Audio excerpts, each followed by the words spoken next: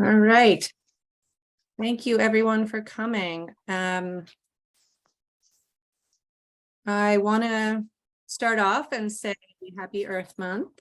And this is a great time of the year. It's also a great time of the year to get volunteers because there are a lot of great events out there. So just something to keep in mind if your teams are not quite to capacity at this point, but I'll talk a little bit more about that later.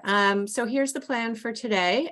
Caroline Dickey from ICLEI is going to be covering the ICLEI Excel work for about 45 to 60 minutes. Then I'm going to cover some of the most common questions that I'm seeing and we're seeing to the cohort that are relevant to all of you potentially, hopefully. Kale is then going to talk about climate communications, how to effectively communicate your data for about 15 minutes or so. This section is mainly directed at those who are not gathering the data, but are focused more on research and writing the greenhouse gas inventory report. Then we're going to have breakout rooms for about 15 minutes. And lastly, I'll cover next steps and homework and a few reminders. Again, I want to say thank you to everyone for the good work you've done and also for inputting all your hours. As you probably all know, this is a grant that we're working under from the DEC. It's a match grant, so 50% is required for the match, but that can be obtained through volunteer and staff hours. That's why it's so important that we input our hours into the Excel spreadsheet in the SharePoint folder. So thank you all who've done that. There's still time if you want to just put a few more in for the first quarter that you may have missed, or any retroactively going back to the work you might have done on the contract, or anyone in your municipality who might have worked on that. If you could add those hours, that would be very helpful. So I will hand it over to Caroline.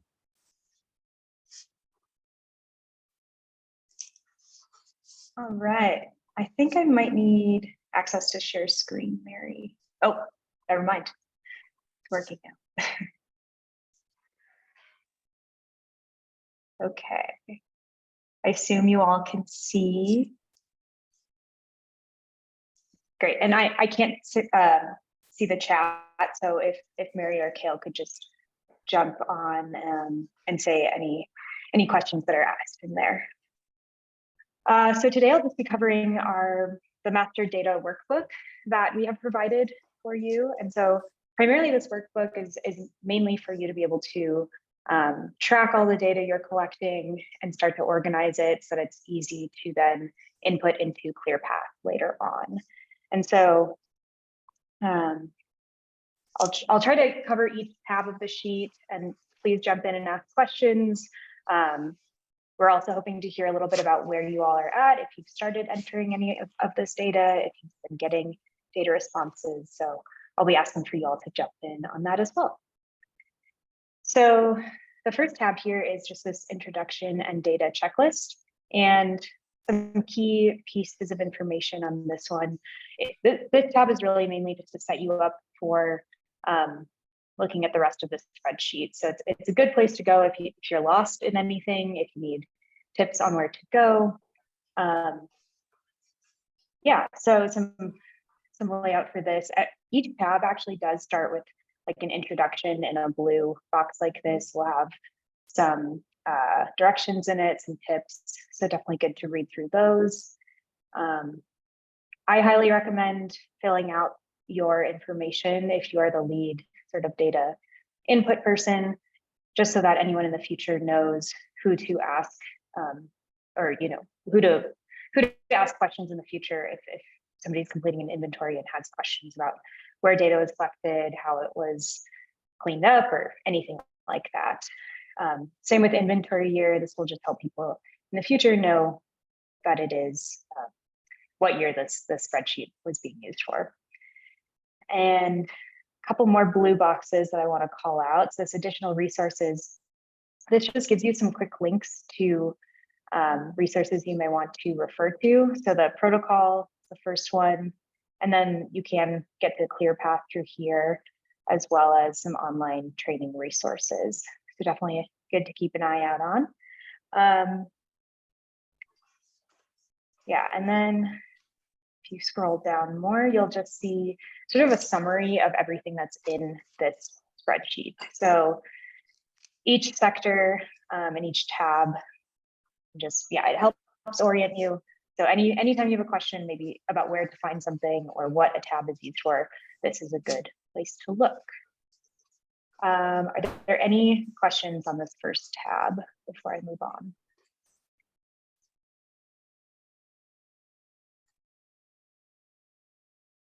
Okay, great. I figured there wouldn't be, but just jump on if you come up with anything. Their inventory year should be 2019, is that right?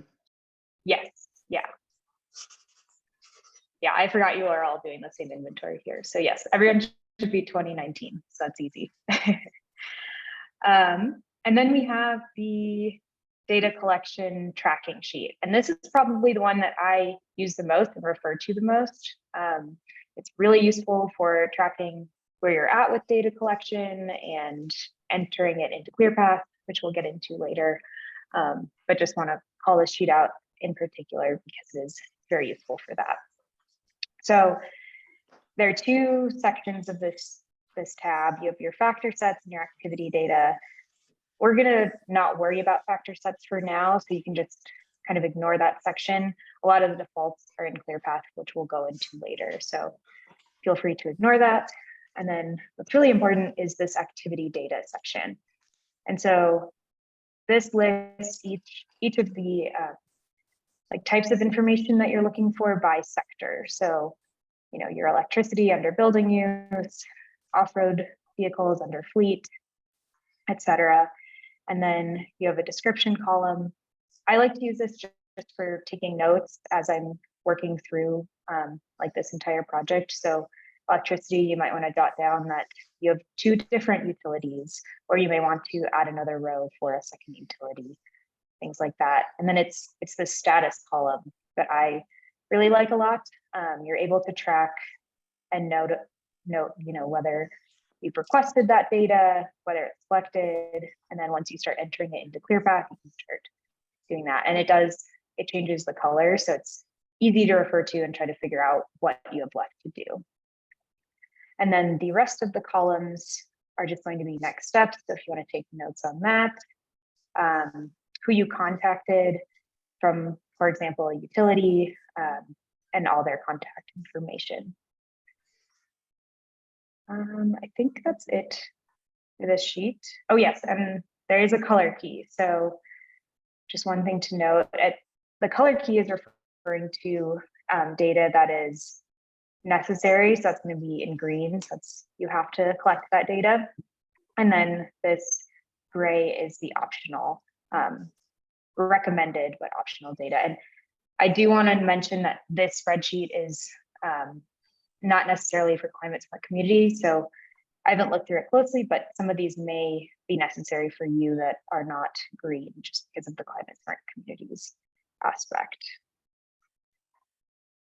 Are there any questions on the collection tracking sheet?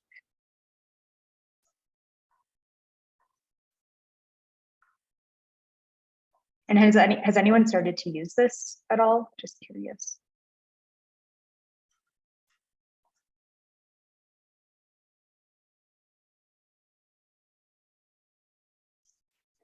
Okay, I mean, I wouldn't expect anyone to be using it yet since we're going over it in this meeting, but feel free to start using it, and definitely good to track if you've requested any data or if you've collected any of it. All right, I'm going to move on to the next tab. So next we have our factor sets and parameters. What's important for now in this tab is the inventory parameters. So one question I think we've gotten is whether these are necessary or if they impact anything. And so what you do need to know for inventory parameters is that year and population do need to be entered in ClearPath. So I would recommend putting them here just because you're putting all of your data in here anyway. And ClearPath does use those as sort of indicators for some of the calculators and things like that. Aside from that, for now, you should just ignore the factor sets. We'll go over those more when we get into ClearPath, because there are a lot of defaults built into ClearPath for those. They're just nothing to worry about for now. Yeah, are there any questions on parameters or anything else on this tab?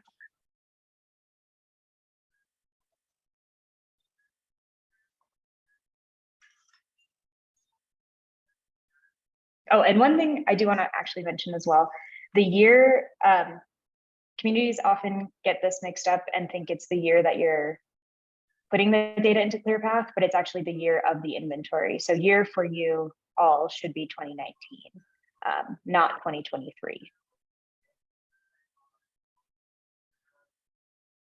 Okay, I'm going to keep moving along. Please jump in if there are any questions at any point.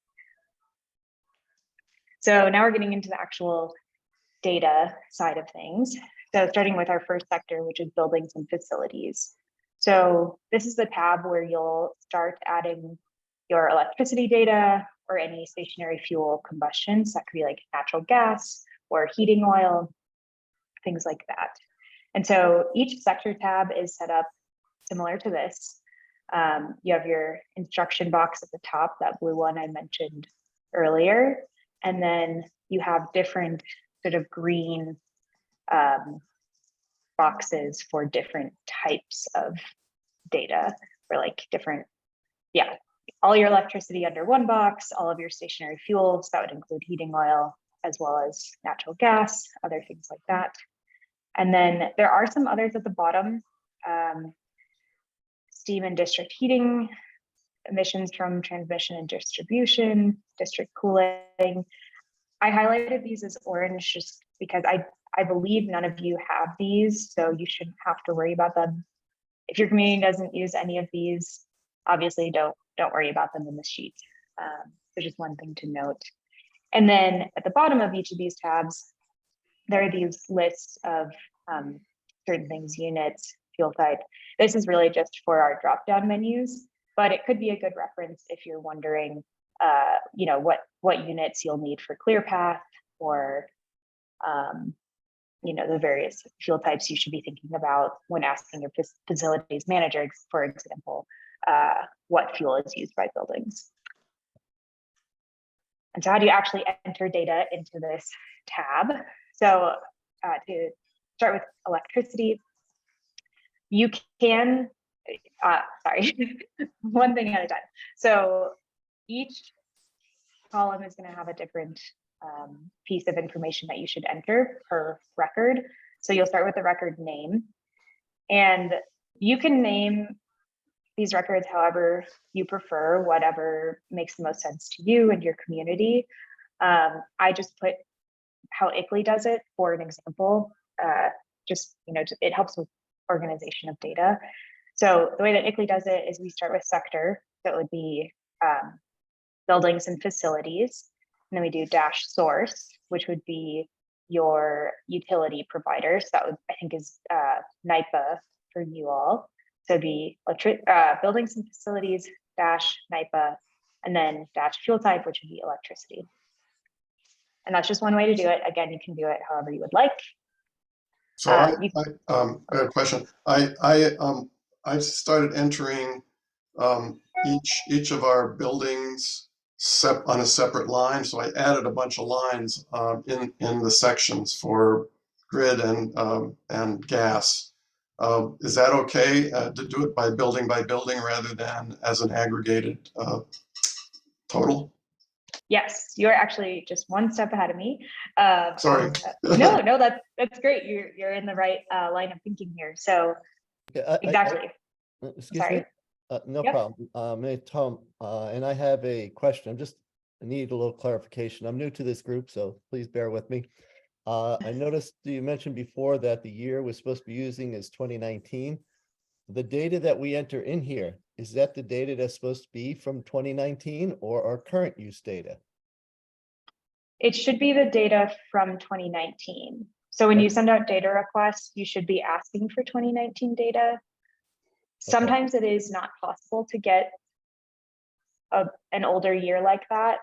So yeah, if it's not possible to get 2019 data for something, you can use other years as a proxy. It's not ideal though, because, you know, especially things like COVID have really impacted certain emissions. So really try to get 2019 data if you can. Okay, thank you for the clarification. Of course. And yeah, so for the different records you could enter here, you could do per facility or building. You could do by department, so one record per department or one record per building. You can also just do one per like total electricity from a certain utility. So if you have multiple utilities, you might need to do 2 different records. Whatever, it's really up to you. And, you know, I'd say, think about how much time you have, what's your capacity, what are the goals of your inventory? Is it useful to have the per facility information, or is that unnecessary? And we are, you know, if you have if anyone has a question about that and what they should do, please jump in and ask. We can also always talk about that more in office hours as well. And yeah, so for each record, you'll enter electricity use is just going to be like the total kilowatt hours. And then you'll select your unit. And then there are quite a few optional columns as well, like daily occupancy, square feet. So you can ignore those unless you're able to get that information. ClearPath is able to do some extra analysis with that, but it's not necessary. And then there is a notes section at the end as well. So that's a good place to put your assumptions or data gaps. So if you, for some weird reason, were able to get 2018 data and not 2019 data, you would want to note that you used 2018 data over here. And then at the end of each green box is this ClearPath entry. And so this will come up more later with ClearPath, but it does tell you exactly where in ClearPath you'll be entering this data. So that's a good thing to note for later on. And so then we move on to stationary fuel, which is fairly similar. You can again do this by a record per building, a record per department, really up to you, or you can just do all like one record for each fuel type. So yeah, I think hopefully that makes sense. And then slightly different columns here because you're using fuel instead.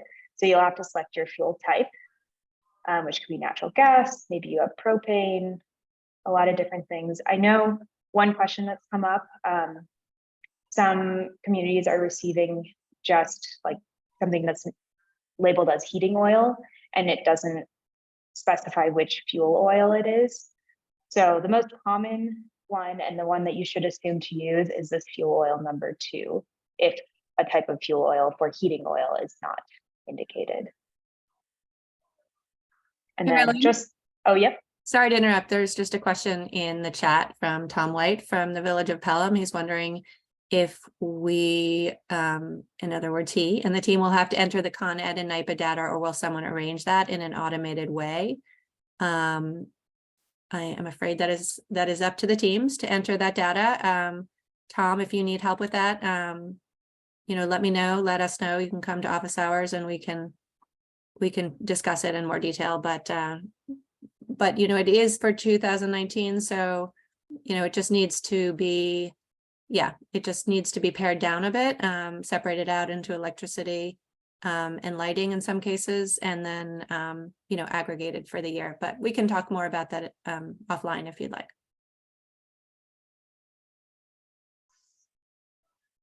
Great, thank you. Thanks, Mary. Yeah, so you'll just keep going down the line, similar to electricity. Again, those optional columns and notes. So you might want to say if you have heating oil and you don't know which fuel oil number it is, you may want to note here assumed fuel oil number 2. And I think that kind of wraps up this tab. Are there any other questions on buildings and facilities?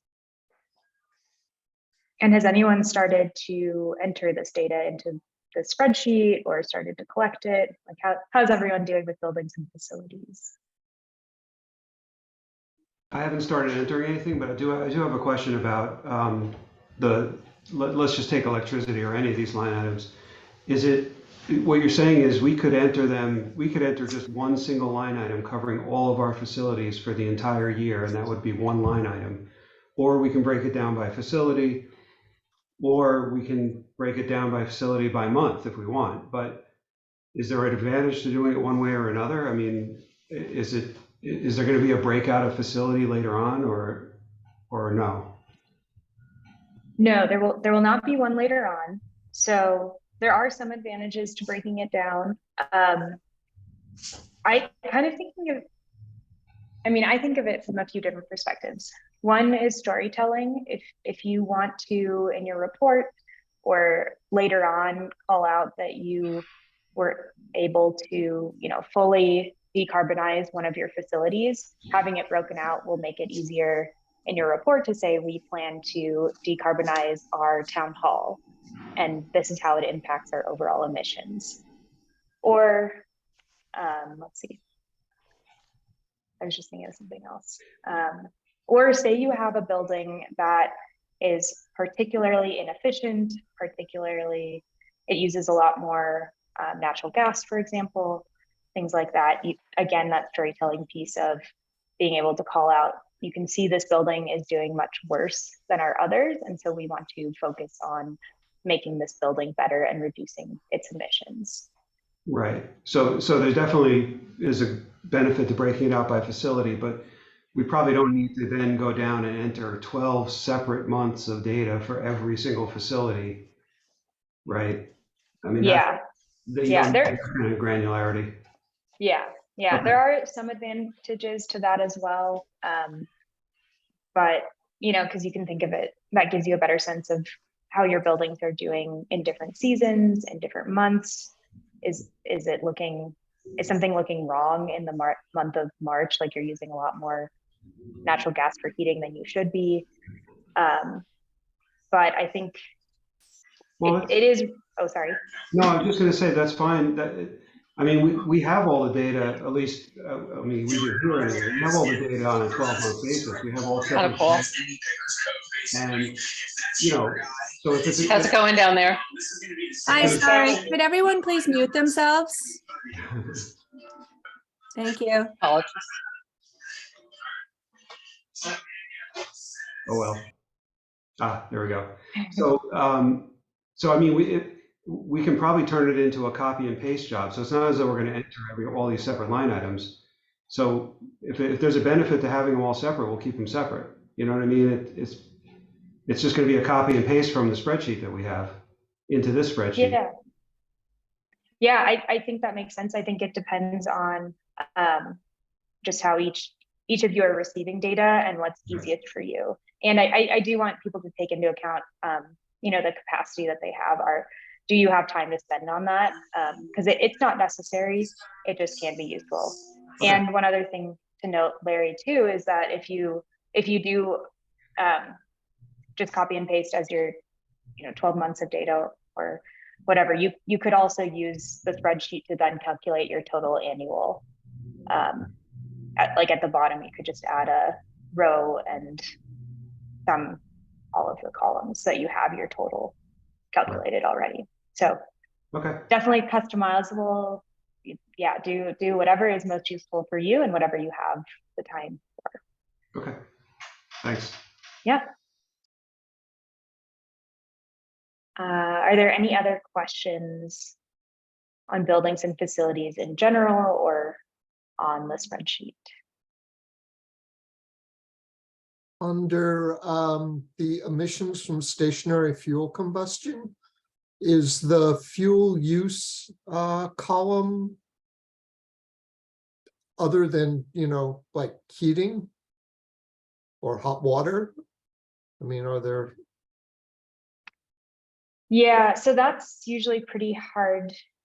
I think I understand your question. That if you want to break down your records by building heating versus water heating, that is pretty dependent on if you can get that data. I think it's pretty uncommon because you usually have to install sort of separate meters within your facilities to track that.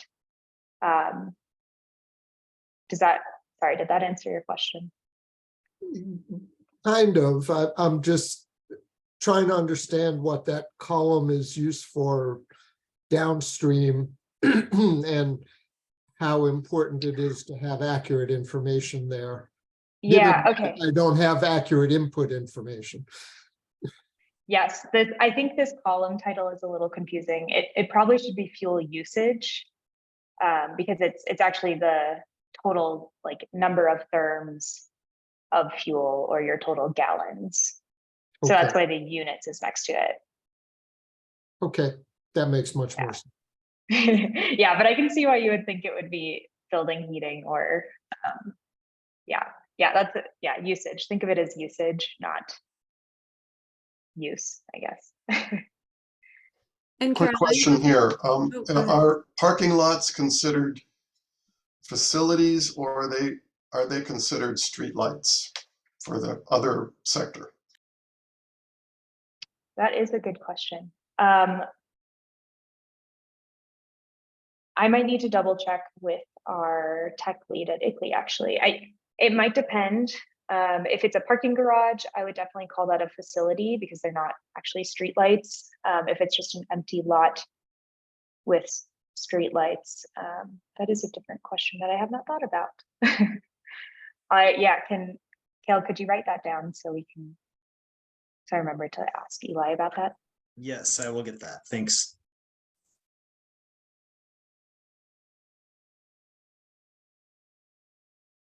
Mary, were you going to jump on and ask a question? Yes, I was going to say, just to clarify on the building, the heating oil, I think you mentioned that the heating oil should be by default number 2 if you're not sure what type of heating oil it is. And I just wanted to clarify that I think the reason is because it probably is heating oil number 2, right? Is that Yeah. Okay, great, thank you. Yes, exactly.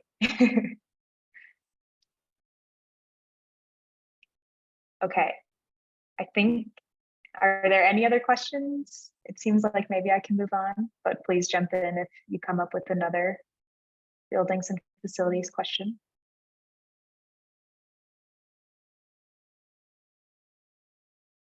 All right, so streetlights and traffic signals. This is fairly similar to buildings and facilities. Like I said, the same setup, you'll have your instructions, your green boxes for different types of data entry into ClearPath. So yeah, this one's a little more straightforward as well. So I think the main one you'll have to worry about is this electricity one at the top. These other two, I know there are some older lighting mechanisms that use natural gas, but I think that's pretty uncommon, so you most likely don't have to worry about that. And I don't believe anyone should have to worry about this transmission and distribution losses. So for grid electricity, the way that you should break this one down is between traffic lights and traffic signals versus street lights. So I would recommend doing at least two different records for those two. And again, you could break it up by, I don't know if you'd want to break it down further. Do whatever you want with the data that you have and whatever makes the most sense, but definitely have streetlights versus traffic signals. And again, it's just total electricity used here, and then your units. And number of streetlights it's useful to have. I know that not everyone can get that data though, and ClearPath does not require it. So if you don't have number of streetlights, don't worry about it. Oh yes, and then one thing Mary and I wanted to mention. So since most, if not all of you are receiving your electricity data from NYPA, one thing to note is that, I think it's your lighting, street light accounts they have a lot of zeros at the end. So that's how you'll be able to distinguish between streetlights and other buildings. Again, it's just account numbers with a lot of zeros at the end. And so also make sure when you're totaling up that data that you take out the streetlights for when you're calculating the buildings and facilities electricity use, because you don't want to double count your streetlights under buildings and facilities. And just to add to that, Caroline, another characteristic of the streetlights is that the account associated with streetlights tends not to have an account name associated with it. So as Caroline said, it has a lot of zeros in it and there's no account name next to it. That's how you can tell your streetlights. Thanks, Mary. I did not catch that one yesterday, so that's good. All right. Has anyone had any issues with streetlights, or where are people at with collecting this data? Actually, I think everyone should have this data in their SharePoint folder. So the next step is to cross-check it with bills if possible to make sure it looks right. And then to enter the data into the spreadsheet as Caroline's talking about in the way that makes most sense for how you want to monitor it moving forward. This is Peter, sorry, in Peekskill. With the streetlight data, do you have a sense for, like, do streetlights draw a lot of electricity? Because I can't tell from some of the accounts whether we're capturing all of the streetlights in the city based on kind of the numbers that I'm seeing. Yeah, I'd say unfortunately it's pretty dependent on the type of bulbs that are being used. If you're using LEDs, it should be a pretty low number. Yeah, but we do have LEDs, so okay. I'll factor that in. Yeah. Typically, this is not a huge, the streetlights and traffic signals are not a super significant portion of your emissions. So once we start entering the data in ClearPath, you'll automatically have a pie chart. And so that's a good place to do gut checks of things just like that question, Peter. So yeah. Okay. Any Thanks. other, yeah, please. Any other questions on this sheet?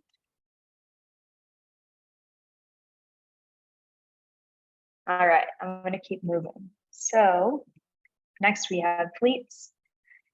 And once again, similar layout. Always start with the instructions at the top. And then, yeah, there are only 3 different types of records in this sheet. So that's a little easier to look at. And so the first is going to be your vehicle fleet emissions are for your on-road vehicles. So you could, again, break these records down by department. So if you want to call out your parks fleet from your police department, you could do that. But you can also just do 1 record per fuel type. So 1 for gasoline, 1 for diesel, and 1 for maybe electric, if you have electric vehicles. And so I would recommend trying to keep the same naming convention for each of your sectors. So that's why I've just kept ICLEI's naming convention in each of these. Yeah, and you'll just, again, go through the columns. I think fuel type's pretty straightforward. Fuel use, again, is going to be usage. So the total, most likely gallons of gasoline or diesel. And then you'll select your units. I did want to note, I think this trips people up sometimes, this percent biofuel and blend, it's only required for ethanol and biodiesel, which I think is fairly uncommon, so you most likely don't have to worry about that. And I would say with this spreadsheet, if there are any columns like this that are confusing and you don't have that information in your data responses, you most likely don't have to worry about them. And you can always go back and fill those in later.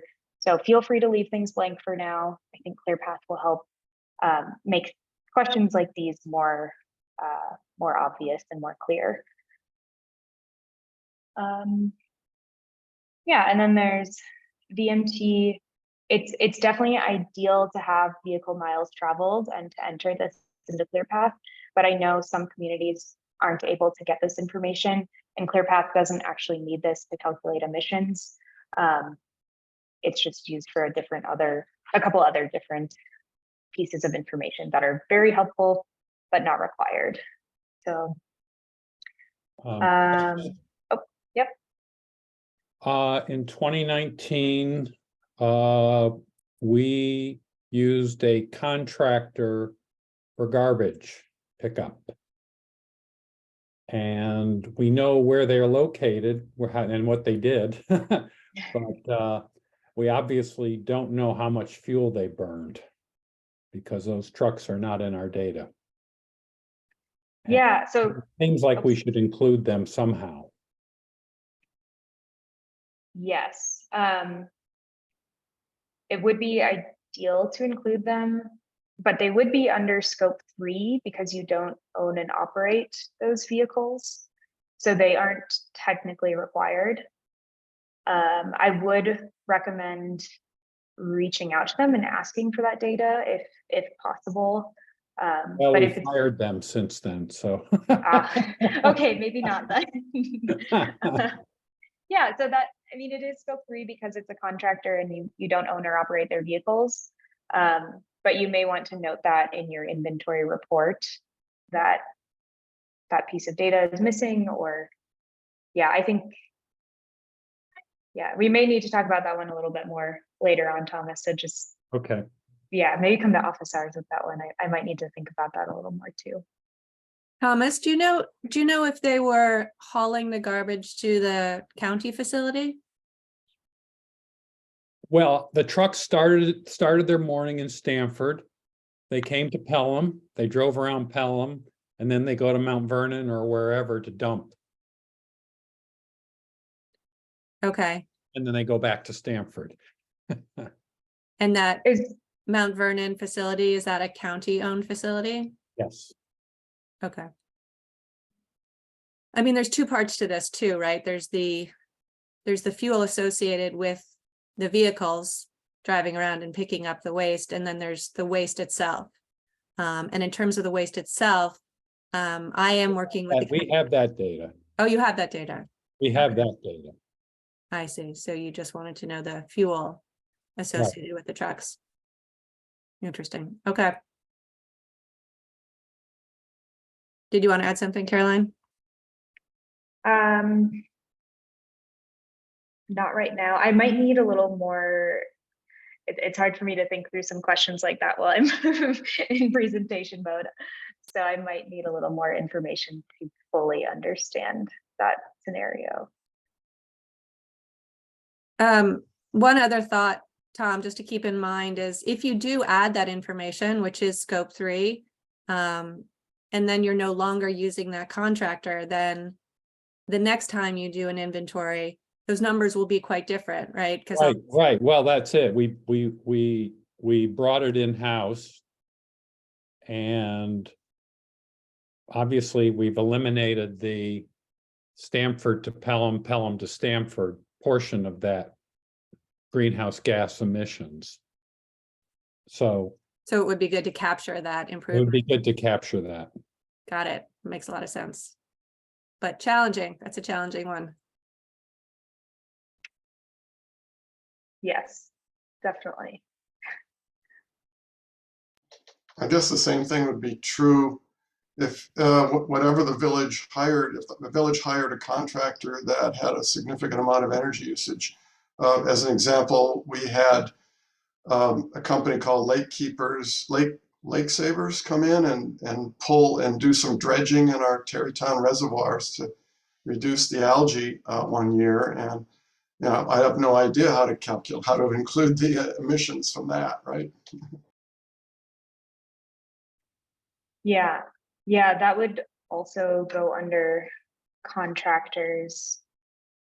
And that would probably be off-road because those would be marine vehicles, right?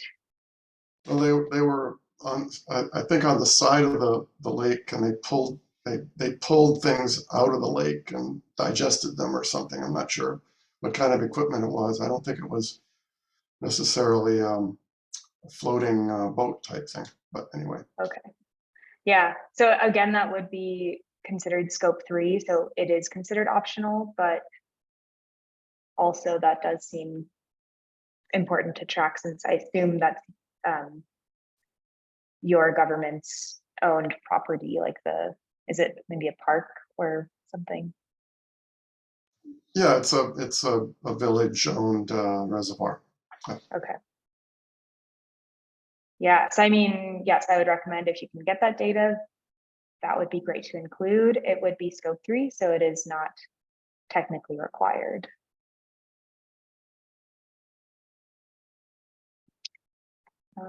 And I think there was, I don't think I covered this, but you do need to report your percent passenger versus light truck versus heavy truck vehicles for each of these records. So definitely something to think about as you're receiving data. Make sure you have that information, or you are able to sort of add it to the data that you have and calculate those percentages.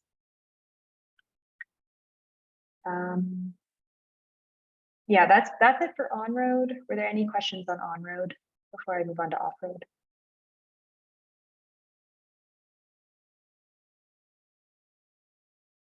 Okay, for off-road, it's going to be fairly similar.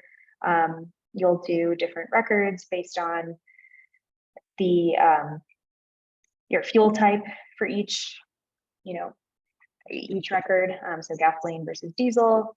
And then there are different equipment types. So you would also enter a different record for different types of equipment. So you may have one record that's small utility and gasoline, and small utility is going to include things like lawnmowers or leaf blowers, that type of thing. Large utility would be larger vehicles. Yeah, it kind of, you'll select these based on the information that you're able to receive. We use small utility and large utility often if we don't have more information on large utility, because sometimes it is hard to actually get that information. Yeah, and then it's kind of the same thing: fuel type, fuel usage, and then your units and notes. And then if you own and operate your own public transit fleet, you will also include that information in this tab. Are there any other questions on fleet vehicles? And how is everyone doing with fleet? I know this one can be a little bit more tricky. So I had a question about some of the highway department fleet vehicles. There are things like generators and mulchers and things like that, which, miles traveled don't really make much sense. Yeah, so, oh, sorry, keep going. Well, I'm not sure that we have data from 2019 indicating specific fuel usage in those entities, how do you go about estimating that kind of stuff? Yeah, so all of those will be off-road vehicles, and generators and well, they're mobile mulcher. trailers. These are all trailers, so they're actually on-road vehicles technically. Yeah, I think I would still include them under off-road because Okay. if they're trailers, they're connected to an on-road vehicle. right? So the on-road vehicle will be accounted for under the fleet vehicle emissions. And then the trailers that have generators on them or the mulchers, they can't move themselves on the road. Maybe that's a good way to think about it. And so, yeah, those would go under this off-road, and then you don't have to worry about BMT. Yeah, I think that's a good way to think about it too. If it does not have like vehicle It's not miles traveled. self-propelled. Oh, sorry, I think I missed that. I said if it's not self-propelled. Exactly. Yep. Yeah, and then yeah, that's this question is partly why I said this can be trickier. So in some communities where they don't have the actual fuel used per vehicle, you can do some estimations and calculations based on, for example, if you know the total gallons of gasoline purchased by the government, then you can subtract out your on-road vehicles gallon usage, because you probably have that information, and then assume that the rest was used for off-road vehicles. And you'll have to make some assumptions and estimations around equipment type to be able to, you know, break that down further. Does that help with that question a little bit more? Well, a little bit, at least I have the organization of it. Yeah, and questions like that, it might be a little easier for me to answer them in office hours when I can actually look at the data that you have, and we can go over it together. You can share your screen, and then I can give a little bit more specific direction. Okay, thank you. Okay, how is everyone doing with fleet? Are there any other issues or concerns? Is anyone just nailing it? They're feeling really good about it? Just suggested a suggestion going forward, probably add electricity to off-road fuel type, because we're moving toward lawnmowers that are electric, that kind of thing. Yeah, and that should be in ClearPath. I'm surprised it's not in here yet, so that's a good thing to note. You can also add at the bottom, I think you can type in electricity if you need to. Yeah. Or maybe you can't. I was wrong, sorry. Yes, we'll add that. Thank you. Okay, for time's sake, I think I should keep moving. So the next one is employee commute. I know that this one's a little more challenging as well. Yeah, so again, similar setup. You'll enter different types of records into each different box. And you'll want to break it down by your fuel type. So one record for gasoline, one record for diesel. And yeah, it is fairly similar to the vehicle fleet, but obviously you'll have to calculate these things based off of your survey responses, which can actually be added down at the bottom of this spreadsheet. And so this should help you organize that information and calculate it. So there are some assumptions already put into here, and you can use these assumptions. If you need to change them based on your community, you certainly can. For example, if you know your government provides people with 15 vacation days per year, you would want to adjust that here. Yeah, I think we may need to go over this later on when we have a little bit more time, because it can be a little bit more challenging to calculate and figure out all the information you actually need to gather from those surveys. But feel free to, oh, sorry. Oh, no, I was just going to add, for those of you that have not sent out the survey yet, or if you're in the process of editing it, just make sure that you reference 2019 in the survey to remind your government employees that it is the data from 2019 that is needed. which, you know, is a little trickier because people have to remember what car they were driving in 2019 and, you know, just important to kind of keep that front of mind when they're taking the survey. Oh, one question on that. In our city, there's been so much turnover since 2019. And if we're trying to get, you know, a good survey response rate, would it be appropriate to ask people their current commuting habits and somehow extrapolate, like Caroline was suggesting you could do with some of the other data? Yes, so that is possible. The only caveat is COVID has really changed a lot of this, and maybe not for some of your communities, because you know some governments have required their employees to continue going to work. But if your government has moved more towards remote work, that could challenge things a little bit. But we can always use, yeah, I mean, we could use the distance employees travel and average fuel economies to figure that out. We just might have to adjust the number of days that they're actually commuting to better reflect 2019. Makes sense. And Peekskill's 5 days a week in person, for better or worse. Okay, so that should be more accurate to 2019 than maybe some other communities. So that's good. Makes your life easier. In this respect. Yeah. Yes. Yeah, and I should call out again, you'll have to break down this data by percent passenger versus light truck. Heavy trucks are pretty uncommon for commute, but it is there. And then you'll also be able to enter transit use if you have a lot of employees using public transit to get to work.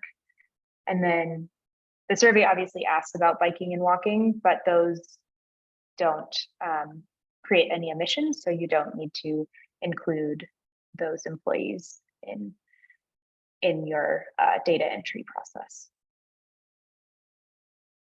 Okay, I think that's all I have for this tab. Are there any questions?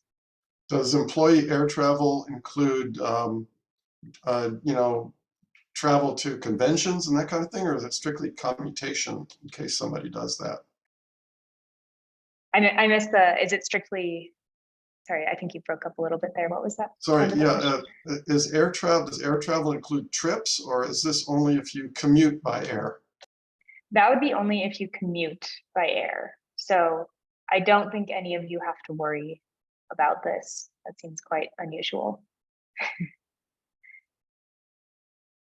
And you could always include business travel, but it would be considered scope 3 and optional. And I think the employee commute is really the important one for this project and for climate smart communities.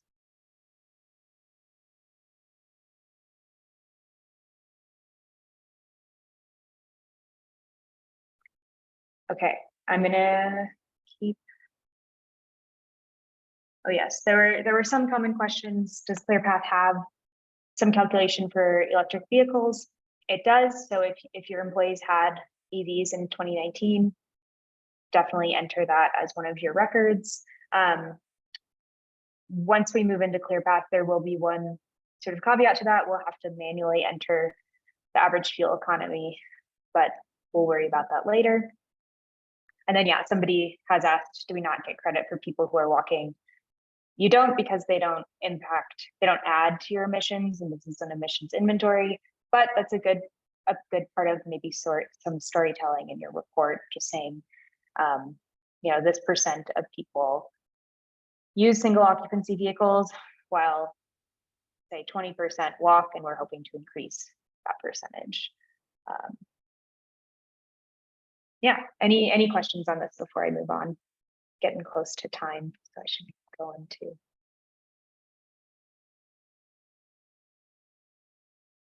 Okay, so now we have wastewater treatment facilities, and I'm going to kind of breeze through this one because it's a very similar setup to the others, and I think climate smart communities doesn't require it unless you are unless you own and operate your wastewater treatment facility. So that's mainly who this is important for. yeah, I think it's pretty similar to the other ones. So you have your opportunity to add grid electricity from wastewater treatment or potable water distribution. Same with stationary fuel. So if natural gas is used in any of the wastewater treatment processes, you would include that here. Some of the more confusing parts of this tab, I think, are like, for example, this combustion of digester gas. There are 2 different boxes, and this is just based on the methodology that ClearPath will be using, which means it's based on the information that you're able to receive. So if your wastewater treatment plant can only give you population, you'll have to use this population based. If they have site-specific data, you can use that site-specific data. So it's an either or for those 2. And then, yeah, are there any big questions about wastewater treatment facilities?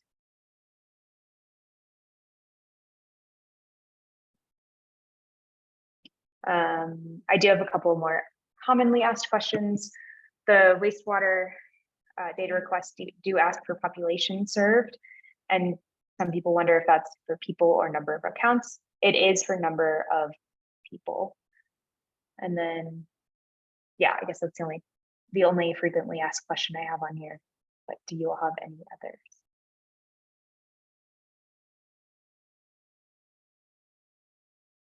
Okay, I'm gonna keep moving. So we have water supply. This is very similar to wastewater treatment.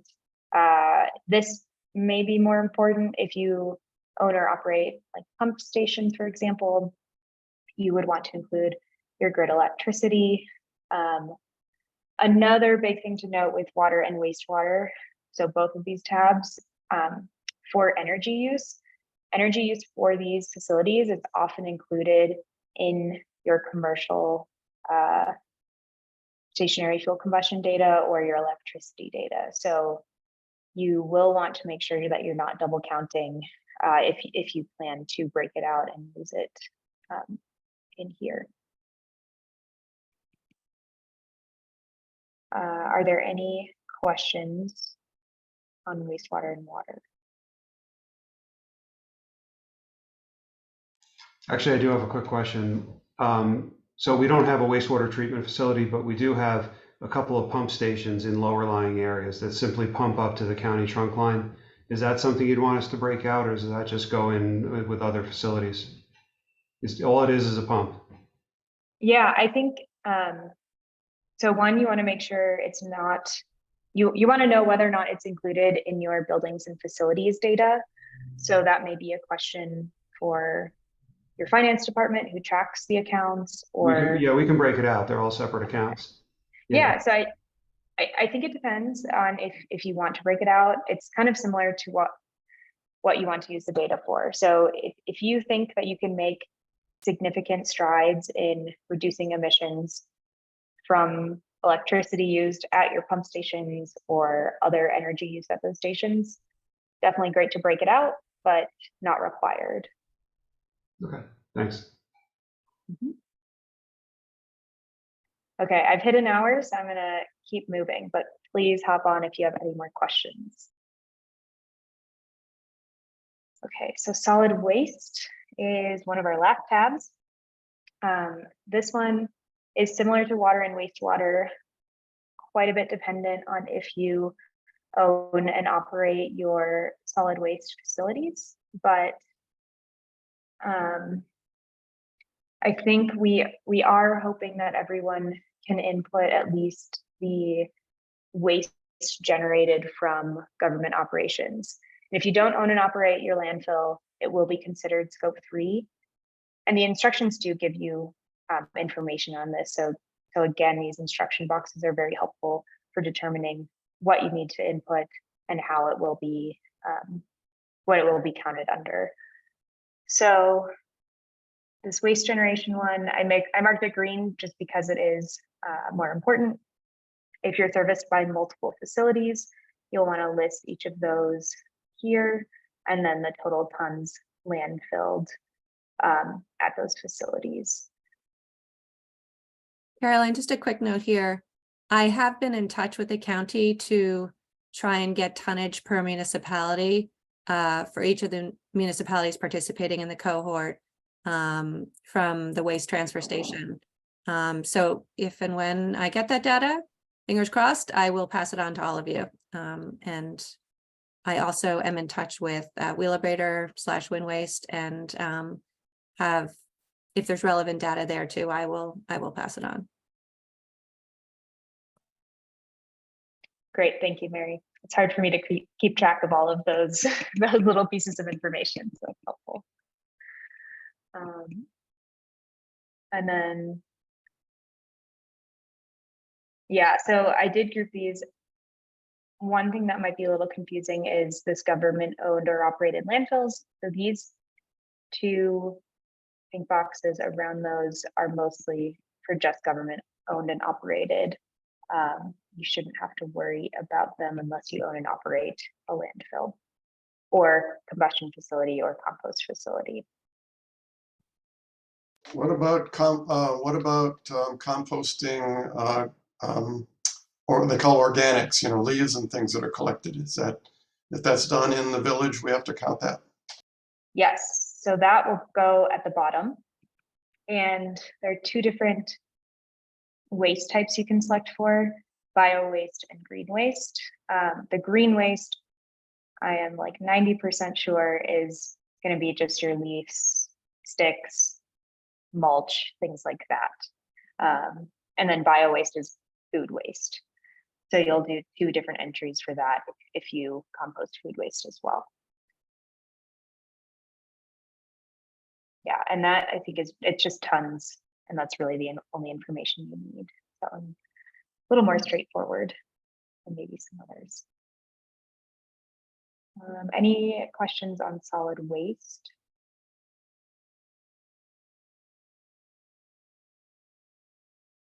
I know I didn't go into everything on this tab, but just for time's sake, I want to keep us moving. Yeah, and one thing to note too is as you're working through this workbook, please come to office hours with any questions. That will give us a little more time to answer your specific community specific questions. And I'm sure questions will come up once you actually start working with this too. So our last tab is just electric power production. And this is probably fairly uncommon. It should only be used if your government owns or operates a generation facility. And those would be fossil fuel only. So if you own a solar panel, like rooftop solar or other, that would not be included here because those don't generate emissions. So that's a good way to think of it. But yeah. Are there any questions on this entire spreadsheet? Anything at all before I pass it off?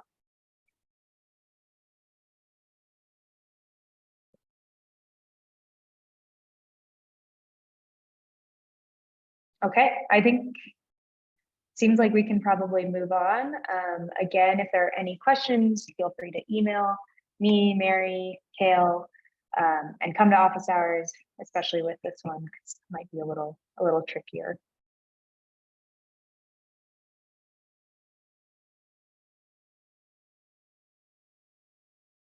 All right, thank you, Caroline. I'm going to do a quick run through of some of the top questions that I have been asked in the last however many months, as well as Kale and Caroline. We kind of collaborated on this, so some of this will be a repeat of what Caroline went over, but I know sometimes this can be a little bit a little tricky, so just want to make sure that that you hear it maybe from multiple people.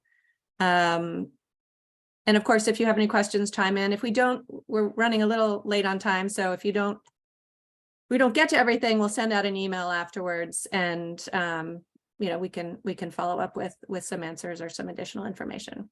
All right, so top 10 questions and answers. Why did we choose 2019 as the baseline year? I think Caroline again already mentioned this, but basically this was the most recent pre-pandemic year. So COVID-19 may have disrupted your municipal operations. So we want to choose a year farther back in time that there's some normalcy, and also it may make it easier for you to achieve or your municipality to achieve climate smart communities points for PE12, the action reduce greenhouse gas emissions from government facilities. And that is if you've made strides since 2019 in lowering those government operations emissions.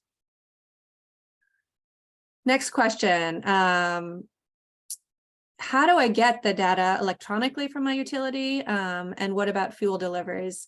So as you know, I have reached out on behalf of the municipalities to get your data from NYPA, and they have been great. Stephen Campbell is the man I've been dealing with. I recommend you reach out to him if you do want any more data from NYPA, or you want data moving forward. I can give you his email.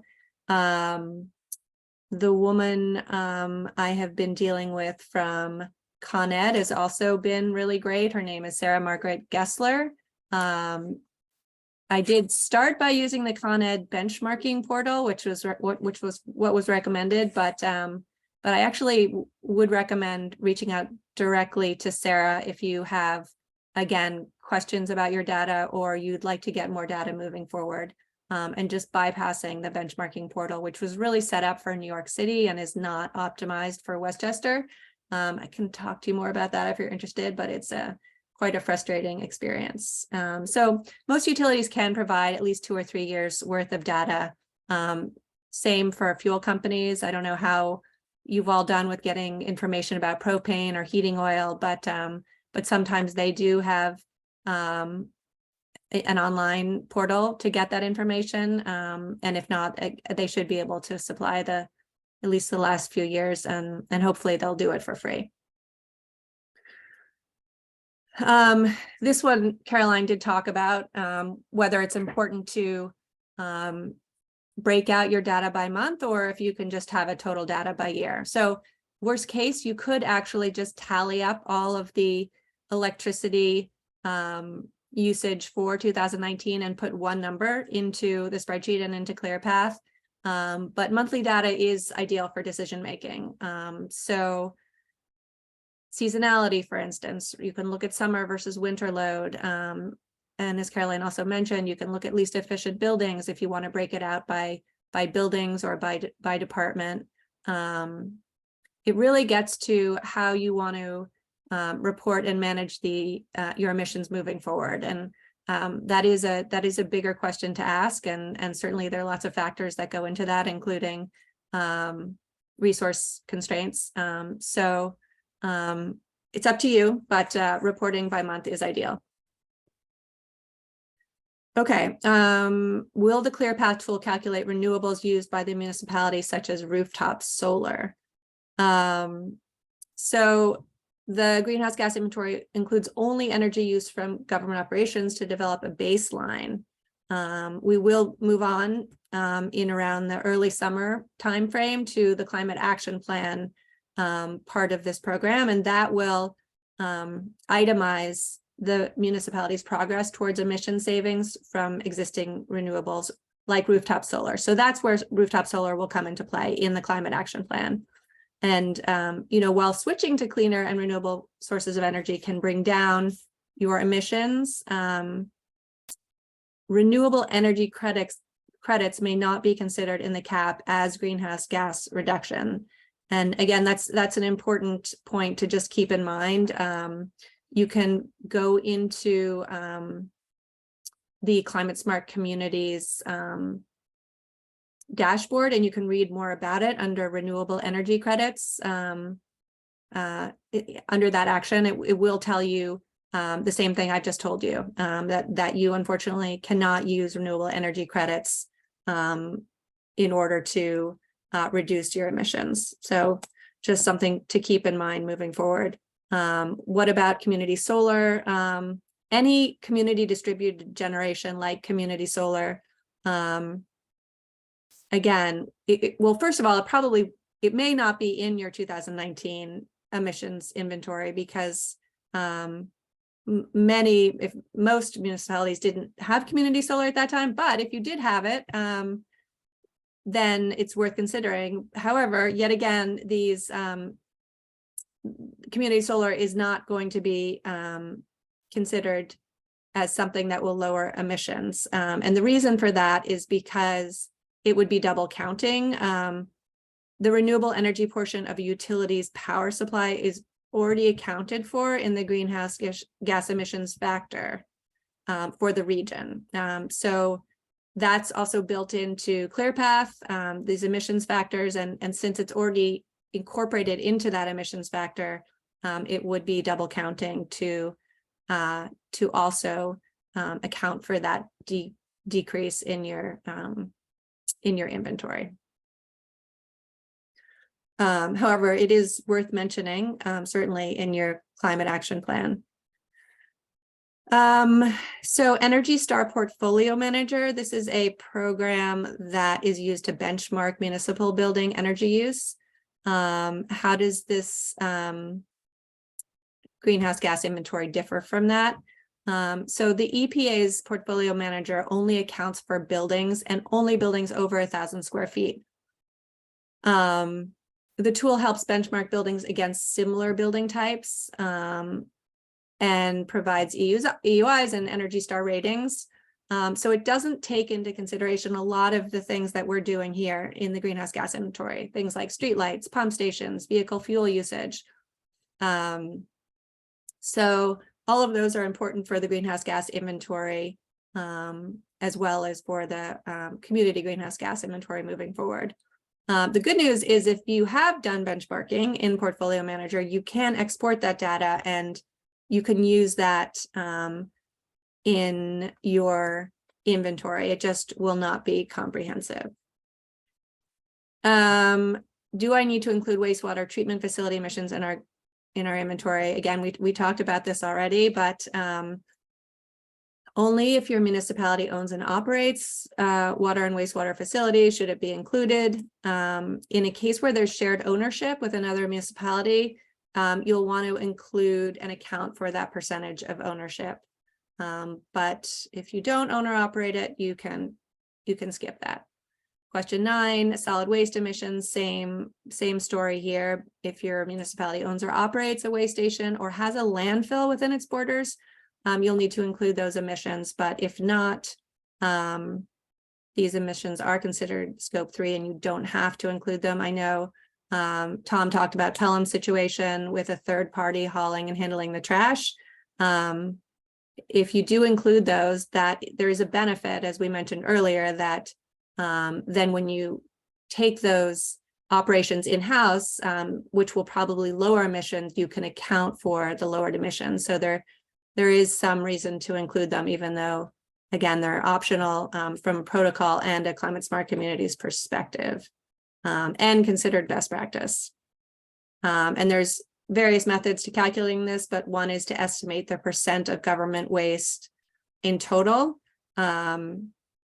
based on the number of government employees as a percentage of the total municipal population. So you're really just accounting for the waste that comes from municipal operations, not from the entire community. Do I need to break out fleet by department and emissions by building? Same kind of answer we've talked about several times now. It depends on your strategy, your goals, your resources, but more granular data is not required by CSC or by the protocol. And if you can include it, it's important to think through why you would do it and what that kind of a refined snapshot would do for monitoring and hopefully reducing emissions moving forward.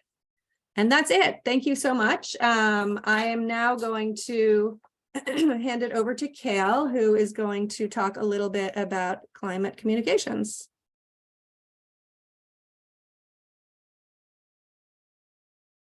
Thanks, Mary.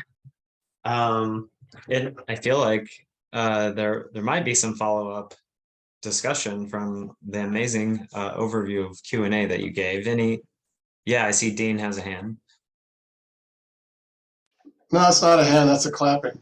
Oh, clapping. Yeah, because it was very impressive to pull all of that into one place. Thank you for doing that. My pleasure. Did that spur any thoughts, or are we all feel good to move ahead? Okay, then let's do that. So I will share my screen. I think I have around do we have 15 minutes left, Mary, or is it more like 10? It's you can do 15, Okay, 13 actually. let's do 13. Great. Get my screen here. We'll go into slide mode. So we've had our head in the weeds here with the data today. Both Caroline and Mary gave an amazing overview of what the inputs on the data are and how we're handling that. But this discussion here that we'll close out with today is more geared toward using that data to tell your community's climate story.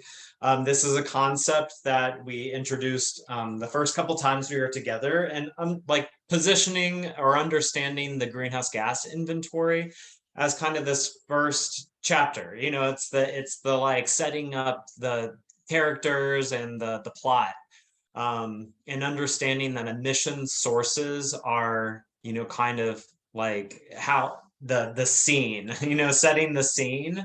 But the real work of climate action in our communities comes into play when we start to think about what to do about it, how to lower emissions in line with what's needed over time, which is a pretty drastic transition for many of our communities.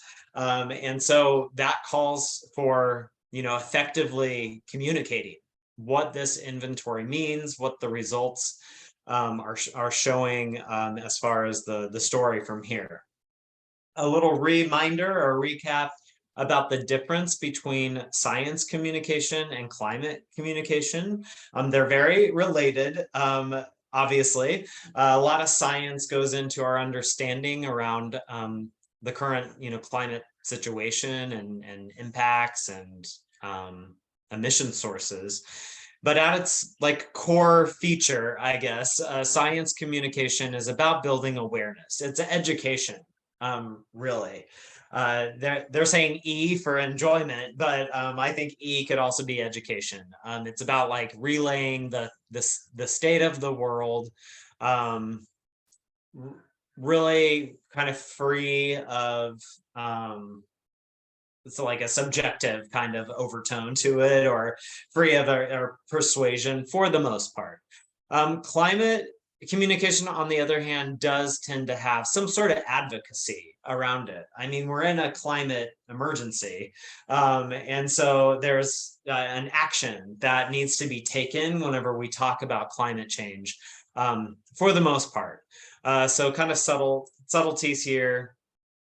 And remember to keep your overall goal in mind when creating a climate communication plan, when creating your greenhouse gas inventory, that this is a tool. It's a tool meant to be used to make decisions. So you're helping guide your audience to understand all the work that you've been doing in that kind of context.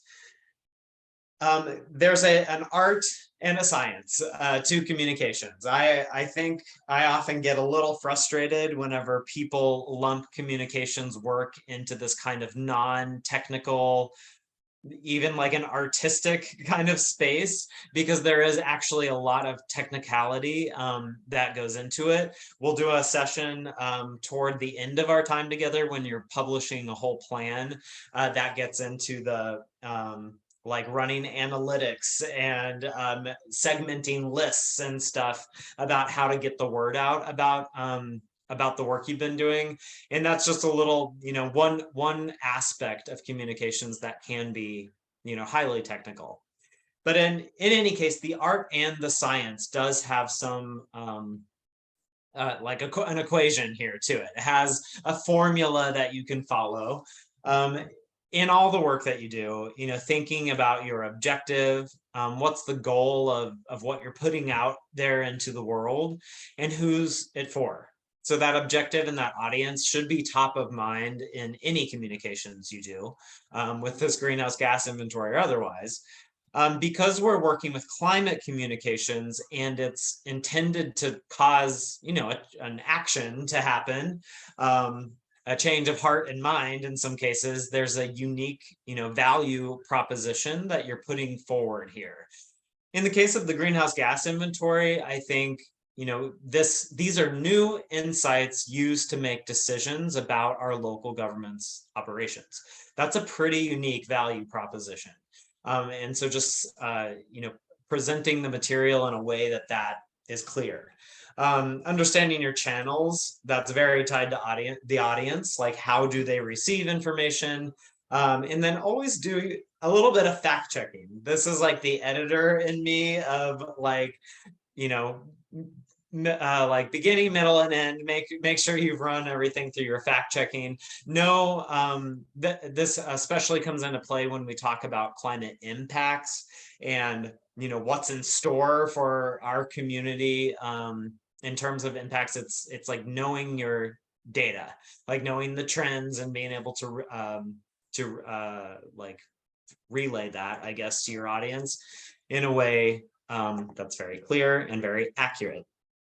So all taken all together, if you follow those steps, if you put your formula together, your communications will be effective, interesting, maybe even a little funny, definitely thought-provoking, and because it's climate, could be life-changing.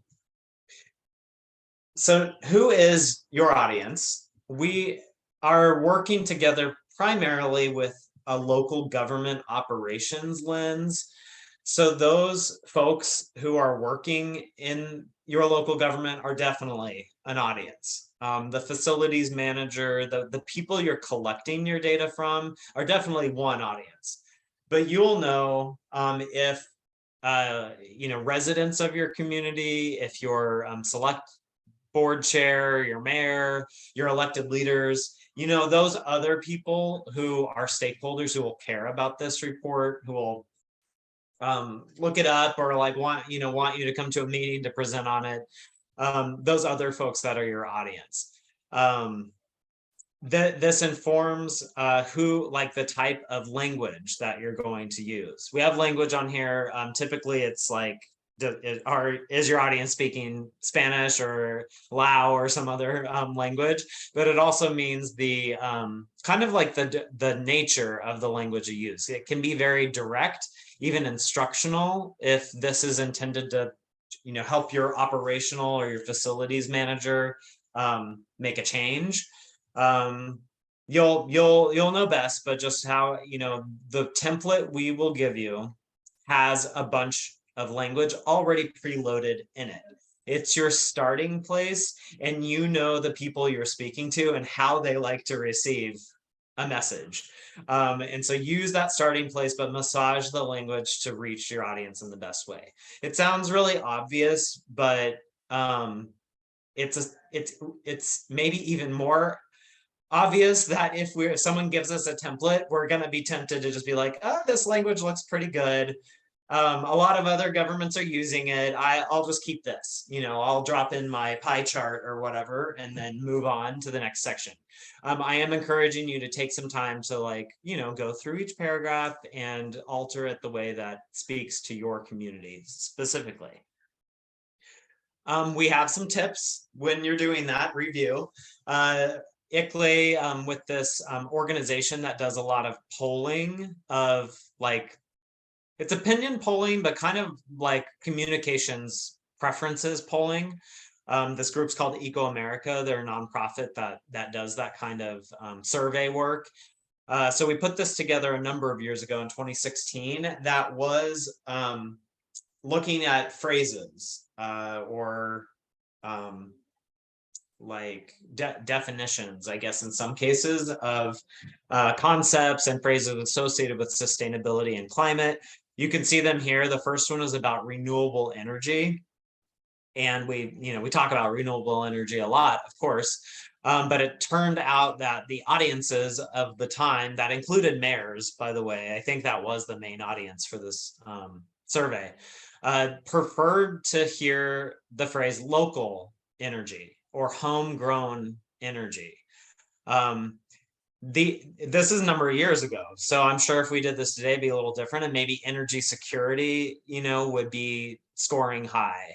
So just recognizing that even something we take for granted, like a phrase renewable energy or solar or something, there might be ways to rephrase that speak more to your audience. And you'll have a gut sense, I always think, about what this could be. Another one here, good for the economy, seems very like high level and abstract. So maybe attract new business. Maybe include, this is obviously when you get into your climate action plan, but like maybe finding a great messenger in your community that is a business owner to speak to this, provide a quote or a testimonial. So it can kind of like dovetail, these are your starting places, and get creative with the way you're telling that story. Similar, good for the country, how is it good for White Plains? How is it good for Ossining? More importantly.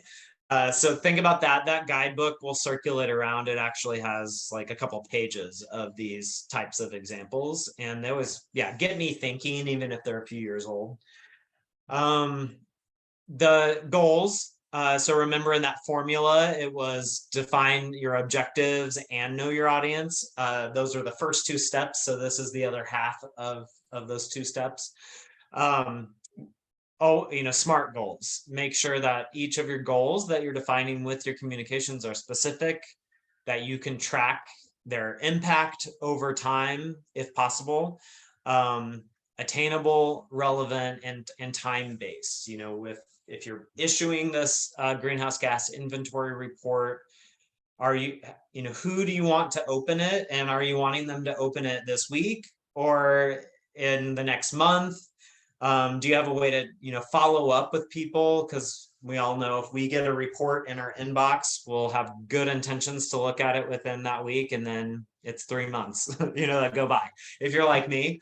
So thinking about some of your goals around like, what's it really going to take to get your stakeholders to look at this? Maybe they want to hear from you in a presentation or a webinar that you host for them, that kind of thing. We can talk about more of the formats and presentation style here in a couple of months. We'll do that again. When you're developing your goals, it's good to note, are your channels that you reach people active or passive? So there's active channels are like your sending a newsletter and you already have your newsletter list. A passive channel is this study that you all are working on, like mentioned in a bigger news report somewhere or in like a newspaper, but it's not directly reporting on the inventory. So think about that. And then there's another frame for active and passive, and it's for the goal of your communications itself. So this is saying here that like increasing awareness of climate, increasing awareness of emission sources in your community, generally is a passive goal. Specific number of residents that are going to read this report, that's a more active goal. Neither are better or worse. You might want to do a combination of passive and active goals here. And then be flexible over time, build in, ways to adapt, all that.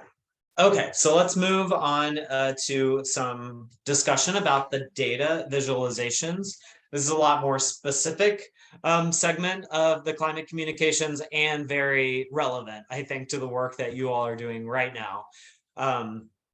Caroline walked us through the sector by sector data that you're gathering. That'll go into a spreadsheet. It eventually gets into this ClearPath tool, and ultimately needs to be translated for your audience from Excel file or a long list of numbers into a visual that they can grasp at a glance. This one that you see right here is the most common and most standard. You can get this kind of visual, it's pie chart, obviously. You can get it right out of the ClearPath tool as a download. 98% of greenhouse gas inventories have a pie chart as a way to visualize the emissions profile of your community. And that's great. There is nothing wrong with it. It is easy to grasp at a glance. The next couple slides are ways to really elevate that pie chart. And this is one way. This community, I think this was Washington, although I was going to say Washington, D.C., but the amount of agricultural emissions is making me think twice about where this one's coming from. Oh, Christchurch, I see. So this is, I think that's in Australia, but I liked their example regardless of just simply putting some icons around the edge of their graphic here. You know, maybe putting a bit more text, and even the text size itself is a little proportional to what's going on in that graphic. So like minimally, I think we all could achieve something like that. Here's one out of, who was this for? This is an example out of Canada. I guess, who cares about them? It doesn't matter which community this is for, but I think wherever it is, they did a really good job of cramming a lot of detailed, specific informations about their emissions profile into a graspable, graphic like this. So you can see, 45% of emissions is from burning fuel for electricity and heat. But then around the ring, they can say, such and such percent is households, shops. What else do they have? Mining.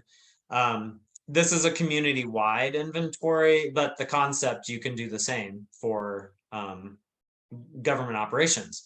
If your data is coming into you building by building, for example, this type of thing could be really cool to illustrate that. Is you've got your buildings and facilities sector, and then around the ring are each of the individual buildings. That could be pretty neat. If it's department by department, similar kind of thing. This example here is doing that same concept, but using multiple pie charts. To do that, each sector being its own pie chart. This might be useful if your inventory report is separated where like each chapter is a sector. Maybe when you get into your climate plan, you're doing this kind of like snapshot of each sector that carries forward into the chapters of the plan. So nothing groundbreaking, but I do think it's like a pretty and definitely engaging way to present your pie chart. It does make me want to like look and see what each of these circles are meaning. So a way to do that. So those are like riffing on the pie chart. The next few examples are riffs on the other most common way that we show emissions, and that's in these like trajectories. These line, tend to be line graphs. This one here is a stacked emissions profile like this. These graphics come into play when you're showing change over time. So tend to be when you have more than one inventory, so that you can show, a trajectory. Even if you this is the first inventory for many of us, but this type of visual matters even still, because after your inventory is in place, you'll forecast emissions into the future. So we'll still be doing this kind of like display of trends over time. In a case of Ulster County, they have a really good government operations inventory. They are showing change over time with these kind of side-by-side views, and just calling out that they even put the change percent really in an easy way to see. I liked that this is also from Ulster County. They make use of icons throughout their plan. But I liked that they don't just report on the numbers in these kind of abstract metric tons ways, but they relate it in almost every instance to something that people can relate to. So like that amount of emissions translates to over 1,000 homes energy use in 1 year. 50 rail cars worth of coal, 22,500 miles driven by the average passenger vehicle. So I encourage you, yeah, to use that kind of like imagery, make it very grounded in people's everyday life. We'll have a lot more examples about how to do that after more of you are close to finished. The other thing I like about Ulster County is they position their inventory in a very clear story, a climate story for the county. It's structured in this like framework kind of way, but that's carried throughout in their plan with this like wayfinding. Anytime they're talking about their climate actions, it's like grounded in a portion of their climate story.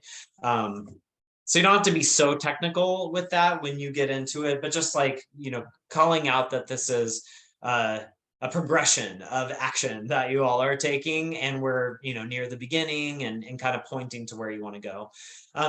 Town of New Paltz, town and village of New Paltz, do a good job of that kind of relational view of metric tons, and their inventory is a bit more academic, but I do like that they even give like a little paragraph that talks about, you know, how many trees would it take to sequester that amount of carbon?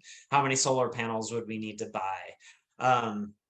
So even in the inventory itself, it points towards solutions. It's saying like this big number of emissions is associated with something we have to do, that kind of persuasion.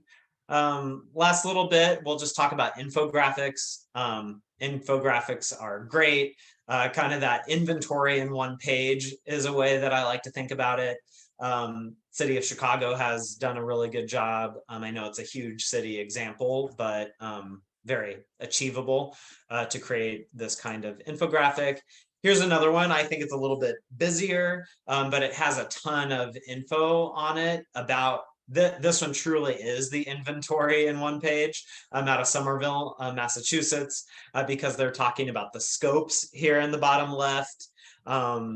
They've got, yeah, they're kind of breakdown of vehicles in the right and more like icon presentation mode.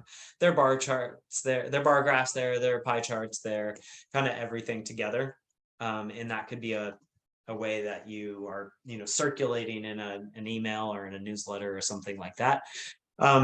This style is always good. I see even better ones out there, but just essentially to show an illustration or a map of your community and where this emission sources are coming from, because they, you know, the inventory is showing emission sources, so they come from places. They're like actual buildings and like people driving around town, and so using a map to do that is surprisingly not, you don't see that all that much.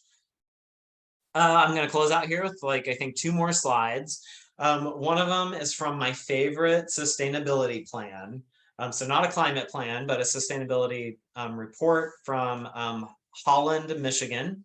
And they, instead of writing up a really text heavy document, their entire sustainability plan is one long infographic on a website. So I think you go to like hollandsustainabilityreport.com, and we'll send you the link. And it's just like you can keep scrolling down, and it's a series of these infographics, which I think is really good. Yeah, this is like comes right below the energy one as one on transportation. So it's kind of innovative, and you can begin to think about, you know, how to present your data in that kind of way. The last thing I'll show you is that, and we'll circulate these, don't worry, is there's a ton of free websites out there that let you visualize your data in cool ways. One of these here, I think it's this raw graphs on the left, you even upload your spreadsheet from your inventory.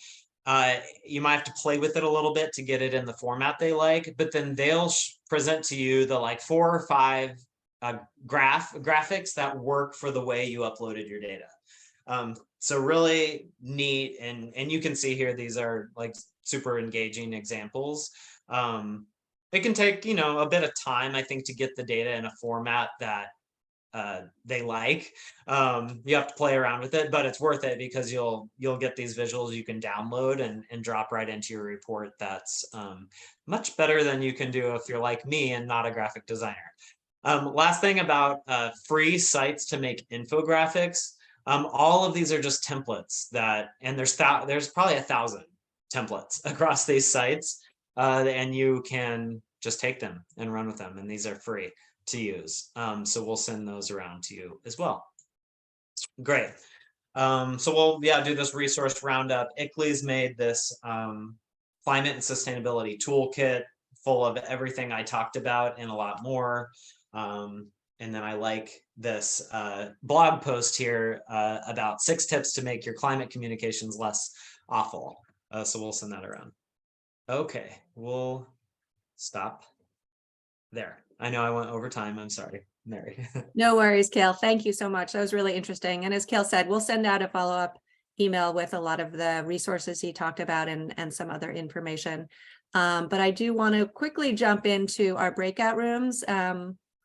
We are going to break out into 3 rooms and spend about 12 minutes talking about how things are going so far. You know, a big value of this cohort is to get to know each other, to hear from each other, and to learn from what everyone else is doing. So you can talk about whatever you'd like, obviously relevant to the inventory, but a few questions you might want to consider. What roadblocks have you encountered to date, and how are you working through them? What stands out as something surprising you've learned from this process? How are you working as a team? Are the volunteers and municipal staff communicating well? To what extent do you think this work will be understood or appreciated by the elected officials, the community, etc.? How do you think this work will be impactful? And lastly, individually, what do you all hope to get out of this? So I have placed you in 3 rooms. The first one is the county, Westchester County, White Plains, and Peekskill. Second room is both the town and village of Ossining and Terrytown. And the third room is Irvington, Pelham, and Hastings-on-Hudson. And we will take 12 minutes, and then I'll come back and give everyone a couple slides on homework and next steps. And hopefully we won't run too far over. All right, here we go. Thank you, everyone.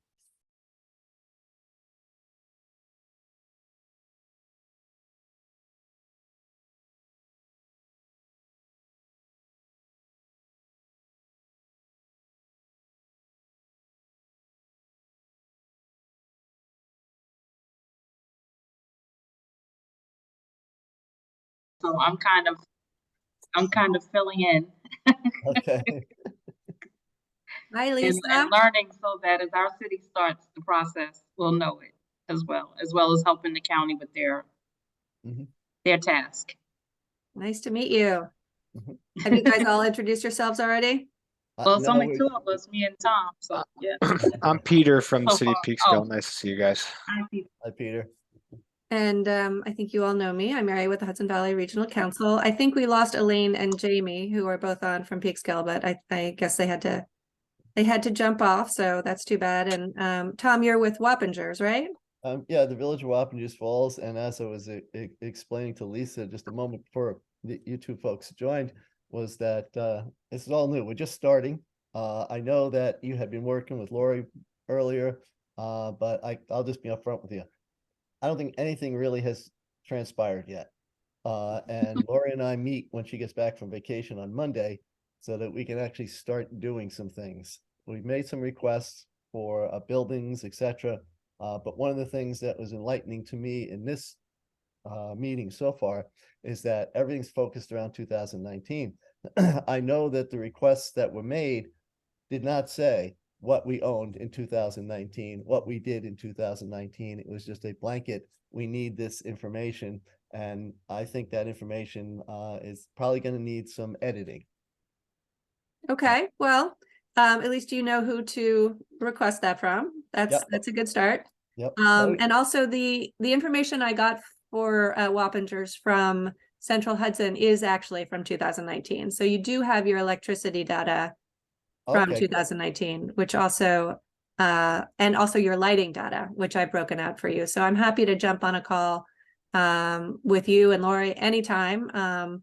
I know one of the challenges you've had, and I know you know the county has had this as well, is finding resources for this project, both internally and in terms of volunteers. So, you know, ideally this process is both a municipal and a volunteer, a collaborative process amongst everyone. And that will be particularly important as we move into the climate action planning segment, which will start this summer. And that's going to be very focused on recommendations and finding solutions based on the data that you've gathered from your inventory.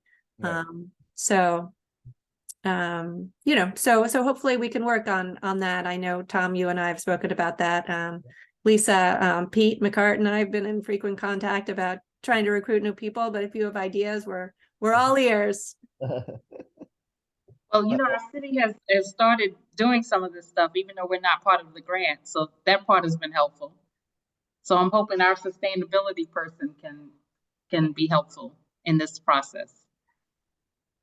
Oh, wait, sorry, I thought you were with the county. What city No, are you? I'm on the county CAPI board, yes, but our city is doing stuff now. Oh, and Not related to the grant, but we're just doing stuff. So which city is that? Mount Vernon.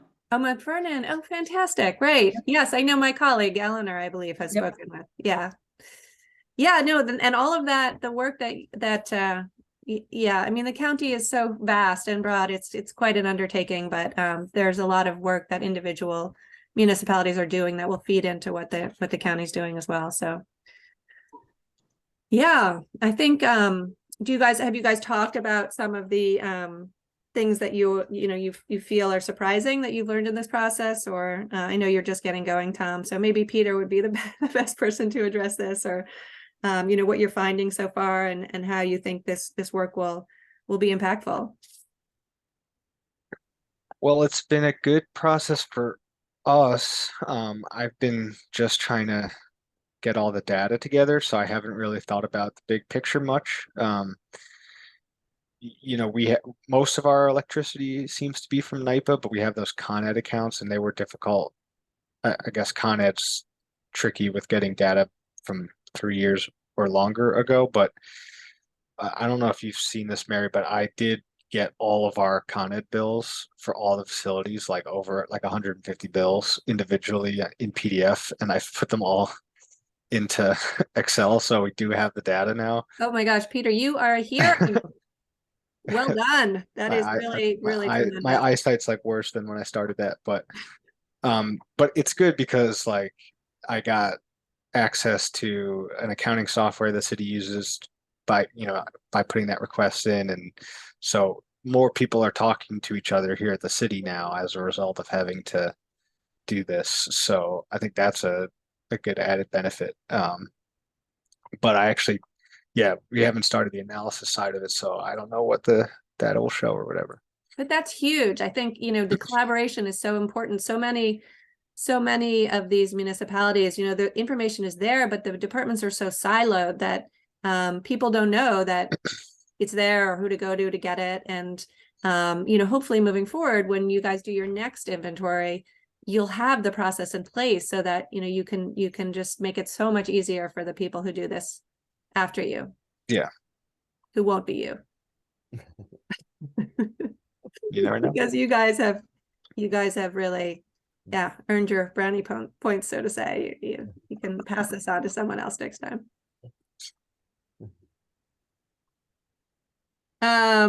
Is there anything that, Peter, do you have any questions in the data that you found so far? Is it clear what the lighting is, for instance, and anything that looks odd or any accounts you can't figure out? I think everything makes sense. You know, there are certain because we're doing everything by just finding the invoices from the various months, there are some gaps, like a Mhm. couple, but it sounded like we could probably be okay with just kind of like estimating, what the year looked like, even if there are a couple holes, but and there we have that situation where a couple of the account numbers end in a bunch of zeros and don't have an address, and those seems to be the street light accounts. So I think everything makes sense. Awesome. Mary, right. I do have one question. You mentioned sure. before that you had gathered the data from Central Hudson. Can you point me in a direction where I can find that? Yeah, absolutely. It's in a SharePoint folder and I will give you access to that. I can share my screen right now and just show you kind of what it looks like, because it's it's great. There's definitely information there too that Lori has gathered. And I don't know if you've met Lauren yet, but Lauren is a sophomore. Lauren Pacheco is a sophomore at Vassar College, and she has been working for the last month or so as an intern, helping you all with that data. And she's great. She's working in particular on your lighting data right now. We got a sample months data, and now we have to kind of figure out, based on the breakdown of your lighting, what that looks like if you expand out to a year. It's a little different for Dutchess County than it is for Westchester, but yeah, I mean, I can show you if you guys, the rest of you don't mind if I just share my screen really quickly. Okay, because this is a great opportunity, Tom. I know you're very busy. So this is the SharePoint folder. You can see it's for the village of Wappingers Falls. Yeah. And here, we do have some, we do have some data here already. We have the vehicles. This master data workbook is the Excel spreadsheet that Caroline went over today. Yeah. This is your sample month of lighting. This is where you should be inputting your hours for the work you've done. Yeah, I started doing that the other day. Yeah. Fantastic. Oh, so you've been in here then, right? So this is, and then this is your energy usage data right here. Okay, so that's where I find the Central Hudson stuff. Okay, good. Yep. I know where to look. That's all. Thank you. Yeah, no, and if just so that you know, I've already I've been working with Lauren to kind of get a handle on all your accounts. So here's the breakdown of electric versus gas. So the first page is the data that you got from Central Hudson. And then the second is just a little work I did on it. And then this is the work that Lauren and I have been doing to figure out what each of these accounts are. So you have electric versus gas. These are the addresses. And then we were just trying to figure out kind of what each of these accounts are. It's quite impressive how many accounts Wappingers has, given the size. I don't really. Well, this is actually pretty good because you can get the buildings right from the addresses here. So hopefully, so hopefully it's clear. Two things at once from the same database. Okay, thank you. I don't want to bog everybody else down. I just need a little pointers. So thank you. Sure, no problem. I just thought that might be helpful for you to kind of take a quick look at it. But yeah. I mean, like Peter was saying, hopefully once you do this the first time's the hardest, right? And then you can, kind of figure out where all the stuff is and what the account are associated with. And once you start looking at some of these accounts, you might see, wow, such and such a building is just, is using so much energy or, so much electricity or natural gas, and, try and figure out what the cause of that is. Right. And also multiple accounts for the same building. That doesn't make a lot of sense, unless of course they're gas and electric. But other than that, there should not be multiple accounts for a single building.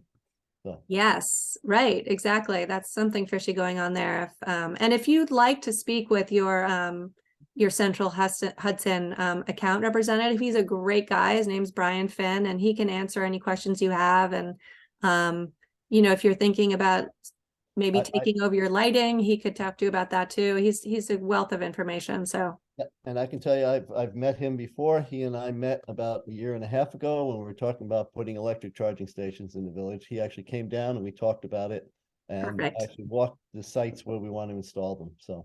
Oh, fantastic! Oh, that's great to hear. Yeah, and did you actually end up installing them? No, we did not, because we never got the funding that we needed. We couldn't get the grants, and the village didn't have the funding to get it started, so it didn't go anywhere. Is that the ZEV grant you're talking about?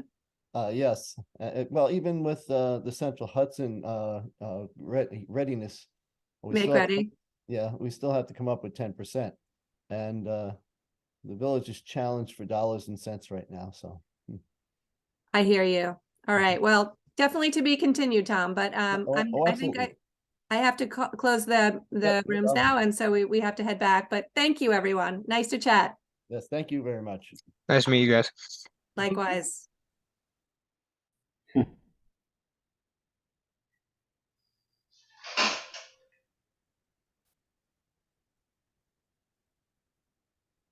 All right. Well, hopefully we didn't lose too many people.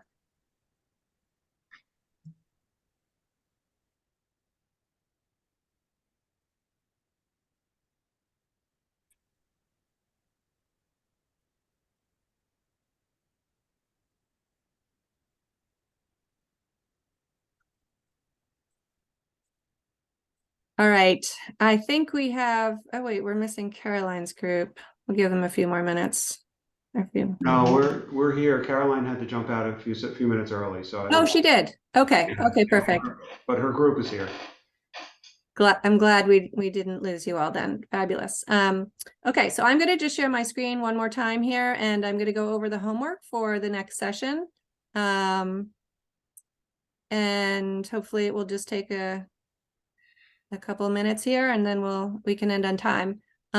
So just to continue first with the data resources. So these are the people who are really doing the bulk of the work in collecting and inputting the data. If there are additional data request templates that need to be sent out, those should be customized and sent out. For instance, heating oil, propane, kerosene, things that you might not even know exist. If you can figure out if those are fuels that the municipality uses and who the companies are, and then send out those request templates.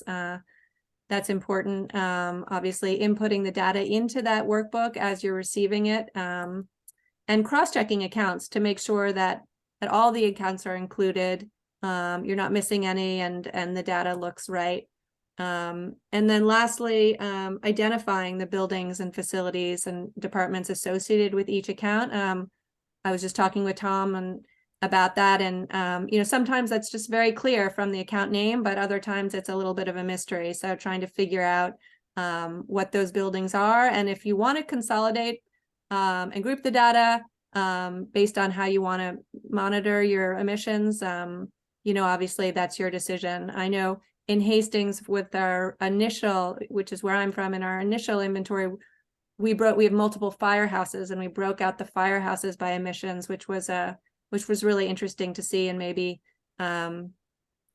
will help spur some competition among them to lower greenhouse gases. So just another idea.